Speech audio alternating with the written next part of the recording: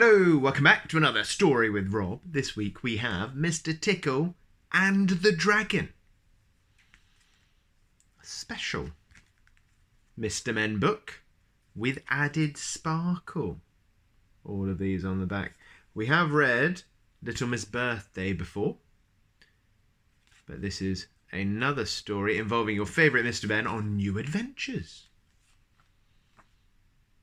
Or New Adventures from 2005. Anyway, so let's dive right in. Mr. Tickle was having a very good day. 21 people well and truly tickled. A very good day indeed. But when he arrived home, he could not believe his eyes. "I can't believe my eyes," he said. "Someone has burned down my house." Mr. Tickle's house was gone. All that was left was a smoking, charred pile at the end of his garden path.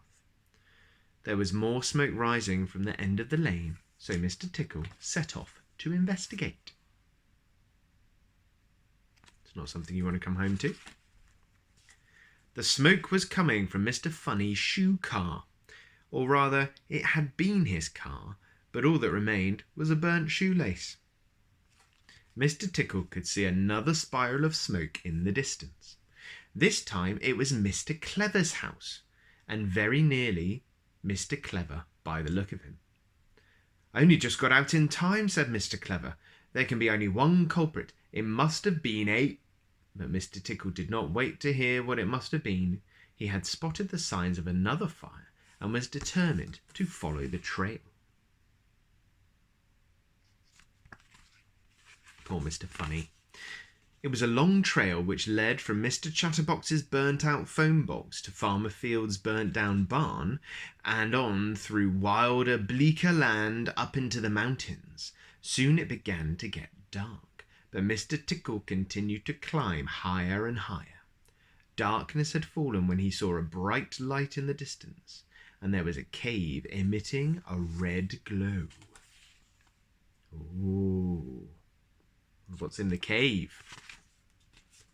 Suddenly, Mr. Tickle did not feel very brave. Suddenly, he wished he had stayed to hear what Mr. Clever had to say. Mr. Tickle decided to wait there until morning. He curled up under a bush and wrapped his arms around himself 3 times to get warm. Mr. Tickle fell in a surprisingly deep sleep, and the sun was up when he was woken by the rustling of the bush. Mr. Tickle opened an eye. The brush rustled again. "I know you're in there," rumbled a very deep voice. "Come, show yourself." There he is, with his arms 3 times around him. Think I can only do 1. Yeah. Mr. Tickle cautiously poked his head through the top of the bush and saw blinking into the bright sunlight. He was quite unprepared for the sight that met his eyes. He was standing face to face with a dragon. A huge dragon at that. A huge dragon with smoke curling from his nostrils. Mr. Tickle gulped. Oh. Big scary dragon. "Hello," said Mr. Tickle. "I'm going to give you 30 seconds to give me a good reason why I shouldn't burn you to a crisp," bellowed the dragon. "And then I'm going to burn you to a crisp." Mr. Tickle gulped for the second time.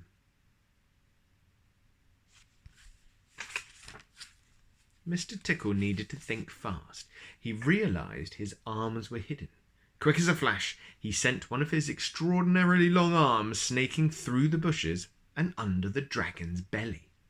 Mr. Tickle flexed his fingers and hoped beyond everything that dragons are ticklish. The dragon instantly crumbled into a giggling, laughing tangle on the ground. "Ha ha ha!" roared the dragon. "Hee hee hee!" wheezed the dragon. "Ho ho ho!" boomed the dragon. "Stop it! Stop it!" he cried. "I'll stop tickling if you promise to stop burning things," said Mr. Tickle. "Anything! I'll promise anything," pleaded the dragon. Being tickled. Mr. Tickle stopped tickling and looked the dragon squarely in the eye. "What you need to learn," said Mr. Tickle, "is to put your fire breathing to good use. You should be using your extraordinary skills to make people happy. I'll show you." The dragon lay down on the ground and Mr. Tickle hopped on his back. Then the dragon shook out his great wings and took off, circling high over the mountains and swooping down to the distant valleys. They flew lower and lower, passing over barns and cottages. "Look," cried Mr. Tickle, "it's little Miss Splendid's house. I have an idea for your first good deed."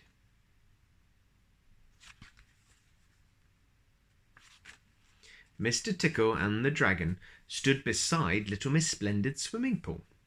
"It's too cold today to swim in little Miss Splendid's pool," said Mr. Tickle. "Do you think you could do anything about that?" The dragon thought for a moment. Then he took a deep breath and breathed out through his nostrils. Flames licked across the surface of the swimming pool. In no time at all, the pool was steaming.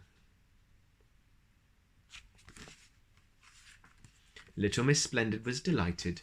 Mr. Tickle, the dragon, and little Miss Splendid had a very enjoyable swim. In fact, the dragon had a very enjoyable day.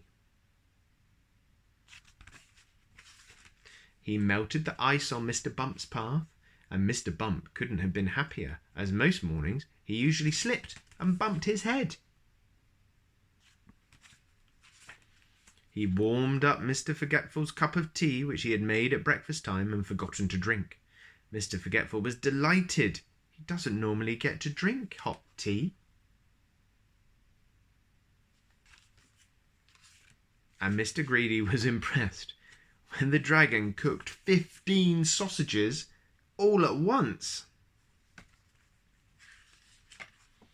By the end of the day, the dragon had a big glowing smile across his face. "Do you know what?" he boomed.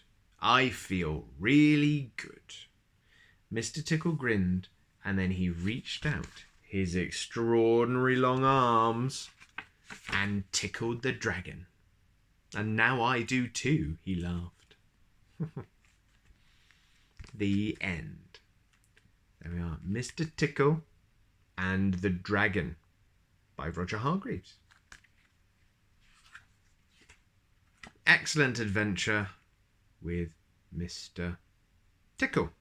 Written and illustrated by Adam Hargreaves. So there we are. Right. Well, we will try a few more of those, Mr. Man and Little Miss, with a little added sparkle. It was fun to see Mr. Tickle in a slightly different place. So, thank you very much for watching. Hope to see you next time for more Stories with Rob. Bye-bye.